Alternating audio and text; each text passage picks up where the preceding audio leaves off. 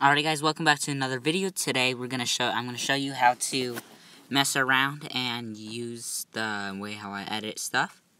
Usually I go onto GarageBand, I F around I usually F around with my live loop tracks and all the other good stuff, fiddle with it, yada yada. Most of the tracks I add on are mine, so they has like a little bit different genre. As you can tell, if you push the add button, you got all these genres. I have packs, so I get extra stuff. And then tracks, this is usually how I make some of my personal tracks as well. There's like a million of them to go through. And after that, I will go to MP3 converter. I already got one converted.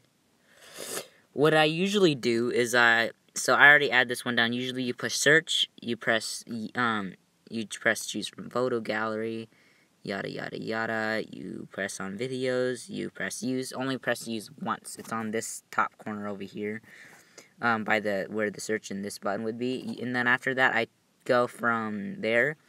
I add it to. I do push that 3 button. I push open with, and then I do save to files. And then after that, we got Stayella right there. You press add, there's already something in there, and I have a real quick, brief clip of what it looks like when you press down on the Stayella button and play it. Well, we'll see you there.